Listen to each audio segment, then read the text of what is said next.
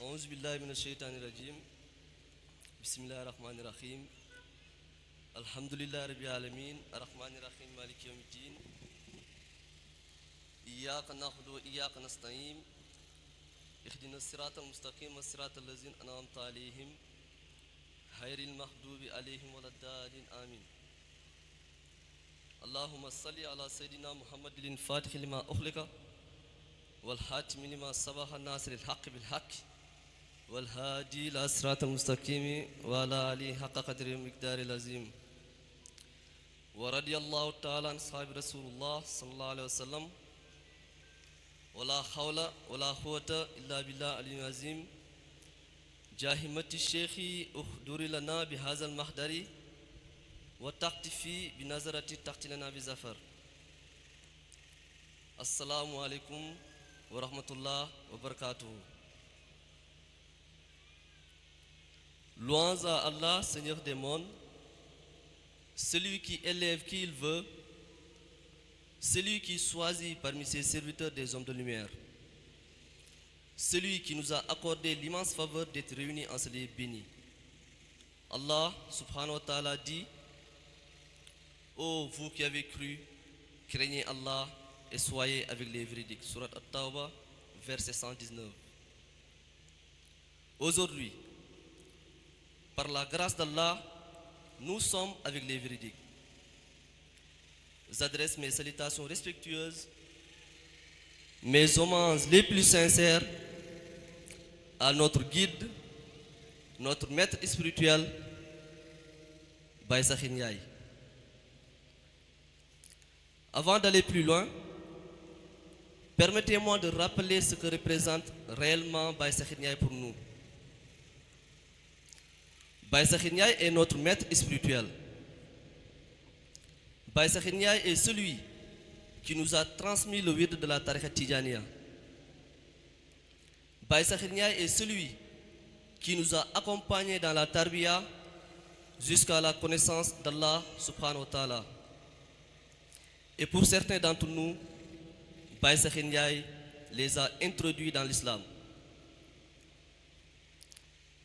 Baye Sakhir Ndiaye est celui qui a été avec nous dans les moments de joie et ne nous a jamais abandonnés dans nos épreuves. Baye Sakhir Ndiaye nous a enseigné la religion de l'islam, la tariqa Tidjaniya, la faïda Tidjaniya et leurs bienfaits. Baye Sakhir Ndiaye nous a soutenus financièrement comme spirituellement. Baye Sakhir Ndiaye nous a accompagnés dans le visible comme dans le caché. Baye Sakhir Ndiaye a contribué à construire nos vies. Baye Sakhir Ndiaye jërëjëf. Dès lors, il devient évident que ce lien n'est pas ordinaire. Nous témoignons que Baye Sakhir Ndiaye est un serviteur dévoué d'Allah subhanahu wa ta'ala. Et cela ne nous surprend pas. Car Baye Sakhir Ndiaye est sans aucun doute le sirou de Cheikh Mouhamadoul Akhibou Ibrahima Niass radiyallahu ta'ala anhu.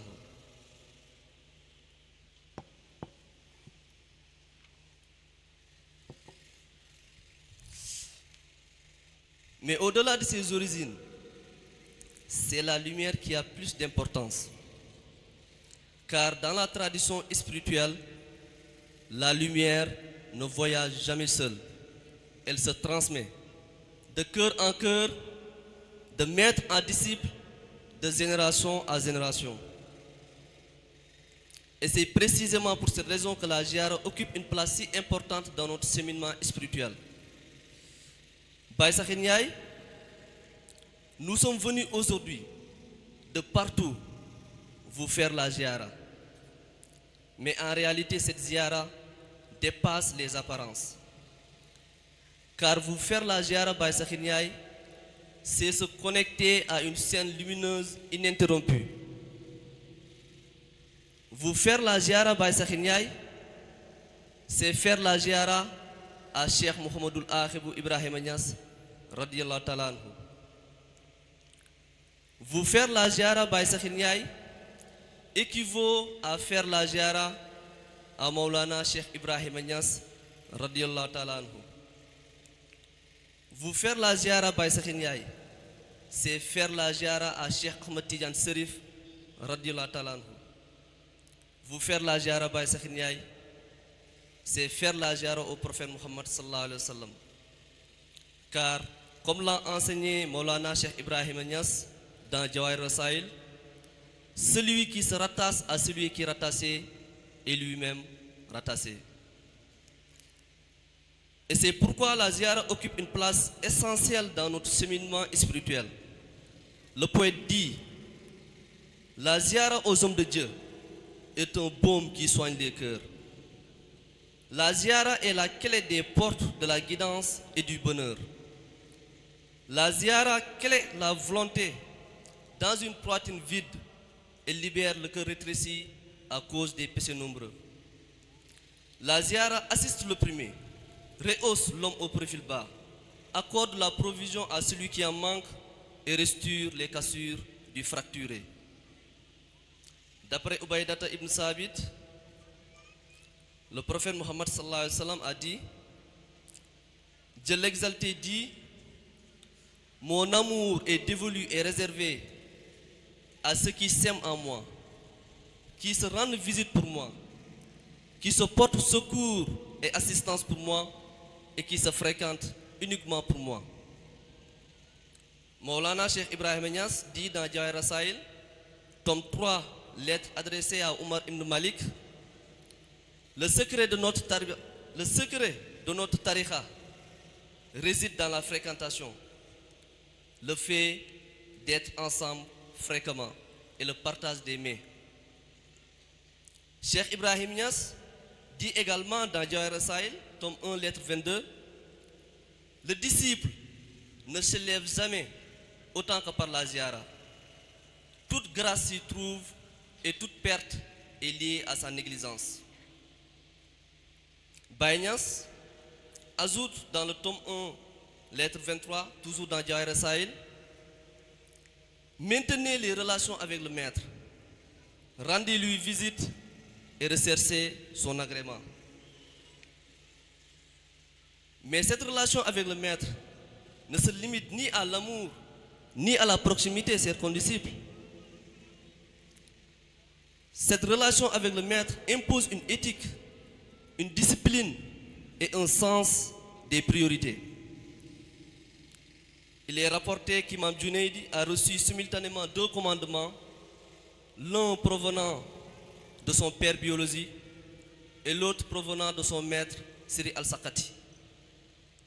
Alors Imam Junaidi choisit en premier d'exécuter l'ordre provenant de son maître et il disait par la suite que son élévation auprès d'Allah provenait de cette attitude.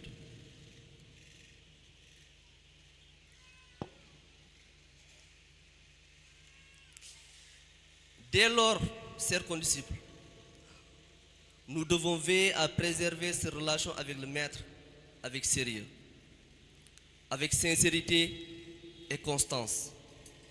Et comme l'enseigne Cheikh Ibrahim Niass, celui qui veut être avec moi doit suivre ma voie dans le visible comme dans le caché. Et cela repose sur un pilier fondamental, chers condisciples, la patience. Allah subhanahu wa ta'ala dit dans le Saint-Coran, ô croyants, cherchez secours dans l'endurance et la prière, car Allah est avec ceux qui sont endurants. Surat Al-Baqarah, verset 153. Cheikh Ibrahim Niass, dans son tafsir du Coran, de ce verset explique que l'endurance peut être considérée comme la moitié de la foi. Allah subhanahu wa ta'ala dit dans le Saint-Coran, Allah aime les patients. Surat Ali Imran, verset 146. Maulana Cheikh Ibrahim Niass, dans son tafsir du Coran de ce verset également, explique que la patience comporte 3 dimensions. Supporter les épreuves avec constance, accomplir les obligations religieuses, s'abstenir des interdits, ce qui est la plus difficile des formes de patience. Baye Niass nous met également en garde dans Kashf al-Albas, an Faydatil Kadmi Abil Abbas. Évitez de médire les hommes de Dieu, de les contester ou de rechercher leurs défauts. Cheikh Ibrahim Niass nous enseigne dans Jawahir Rasaïl toujours l'amour en Dieu et en son prophète Muhammad sallallahu alayhi wa sallam est l'âme, le roux de l'islam. Le prophète Muhammad sallallahu alayhi wa sallam a dit: si tu aimes quelqu'un, dis-le lui. Alors aujourd'hui, par le témoin de tous les suyurs, les élites, les érudits, les khas ici présents, nous disons: Baye Sakhir Ndiaye, nous vous aimons. Al-Amir, Al-Arif Billah, nous vous aimons pour Allah. Noble héritier d'une lignée d'honneur, nous vous aimons pour votre attachement à Cheikh Ibrahim Niass radiyallahu ta'ala anhu. Ya Ayyuha Siddiq, nous vous aimons pour votre constance dans la voie de la Fayda Tijaniya. Pour faire simple, Baye Sakhir Ndiaye, c'est par vous que nous cherchons à nous rapprocher d'Allah. C'est à travers vous que nous espérons le secours d'Allah. Nous vous aimons sans détour. Cette parole n'est pas seulement la nôtre. Nous portons les salutations de toute la diaspora, l'Europe, l'Asie et l'Amérique. D'ailleurs, j'en profite pour saluer chaleureusement la délégation qui m'accompagne aujourd'hui, notamment notre secrétaire général, Zeda Hawa Diop, ainsi que Sira Diop, qui nous vient tout juste de France. Baye Sakhir Ndiaye, nous venons vers vous aujourd'hui, les mains vides. Nous venons aujourd'hui vers vous, Baye Sakhir Ndiaye, avec nos manques, avec nos faiblesses, avec nos combats intérieurs. Alors humblement, nous vous demandons, Baye Sakhir Ndiaye, de nous guider sur le droit chemin. Baye Sakhir Ndiaye, nous vous demandons d'apaiser nos blessures, celles que l'on voit et celles que personne ne voit. Alayka salamullahi ya sheikhu innahu ataka khifafun yarjiuna sikhala. Baye Sakhir Ndiaye, nous vous demandons de nous élever en Allah, de nous élever en connaissance, de nous élever en subsistance bénie, parce que seuls nous sommes limités, mais avec votre guidance, Baye Sakhir Ndiaye, tout devient possible.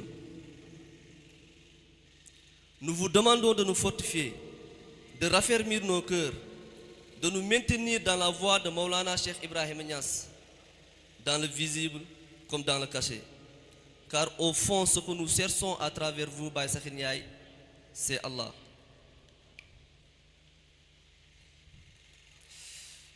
Permettez-moi d'exprimer ma sincère gratitude envers de généreux donateurs et d'éminentes personnalités qui ont tenu à apporter leur précieux soutien à cette ziara. Que le Tout-Puissant rétribue à leur juste valeur et fructifie les biens de M. Khassim Diaw, M. Elhadj Malick Ngom, le professeur Abdoul Ahad Dabo, le professeur Aliou Dieye, M. Moussa Diallo, M. Abdou Aziz Fall, Oustaz Modou Mouktar Diagne, l'imam El Azi Abdoulaye Niass, Oustaz Mamadou Gassama, Baye Abdourahmane Ka et Ibrahim Niass Samou.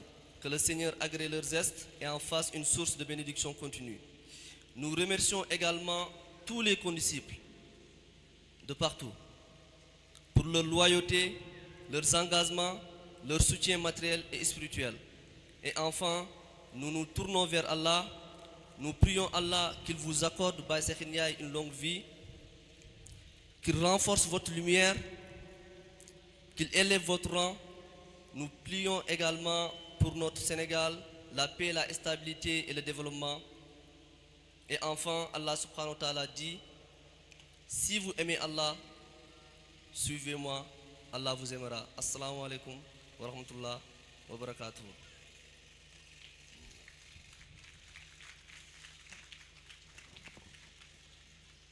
Masha Allah. Waa jërëjëf discours bi